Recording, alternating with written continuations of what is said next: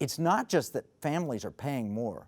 The so-called free government benefits are costing more across the board. Higher spending means higher taxes. So a lot of that increase that we're seeing in prices is hidden from you. I'll give you an example.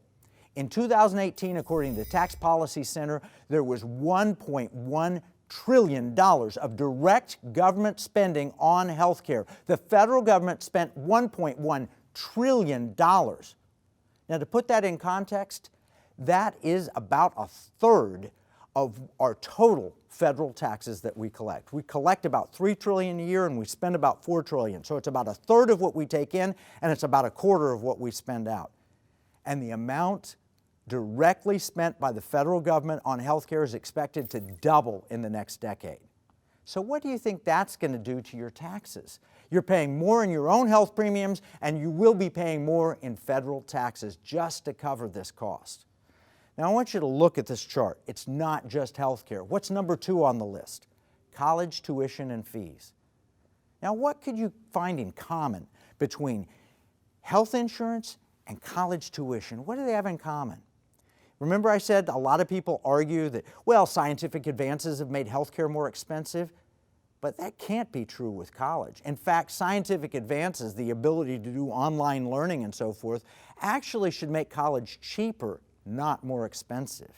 Online learning should bring the costs down, not raise them. What they have in common, college costs and healthcare premiums, is they are 2 areas where the government is most involved. There are 2 things people want free. There are 2 areas where we have third-party payment system. In healthcare, you don't pay the doctor directly. You give me your insurance card. You might pay a copay, but it all goes through the insurance company, and then you get the bill. With college, you get student loans. Oh, here's your aid package, and you go through it, and it's, oh, wow, this is what you're going to be responsible for, but the government's going to give you this loan, and you're going to get this grant and all that. You don't realize you're going to be paying those student loans for decades after you get out of college. These are 2 areas, healthcare and college, where the free market is excluded. There's little transparency, there's no negotiation, and there's little regard for a cost-benefit analysis. Am I getting what I'm paying for? Am I getting a good deal? Now, in healthcare, it might come up like this. The doctor says, well, I don't think you have this, but you know, this is covered by your plan, so maybe we should run an extra test. Okay, oh, it's covered, I want to get what's due me.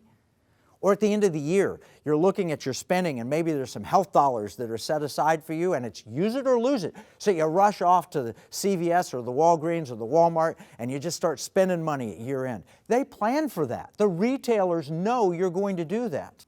Now I have a question. In college, does a degree in Central European Romance literature from the 1860s merit the same amount of free money from society, the support from the loans and the grants and everything else, as maybe getting an electrical engineering degree? Are they equal? No one asks when they take out a student loan, am I going to get enough money from my Central European Romance literature from the 1860s degree to pay back these loans? Of course not. They don't look at it that way. There is no cost-benefit analysis. Now, there's nothing wrong. If you want to study Romance literature from Central Europe and 1860, go for it. But it's your money you're spending. If somebody else is spending the money, hey, think about it a second, because ultimately you're going to be paying for it.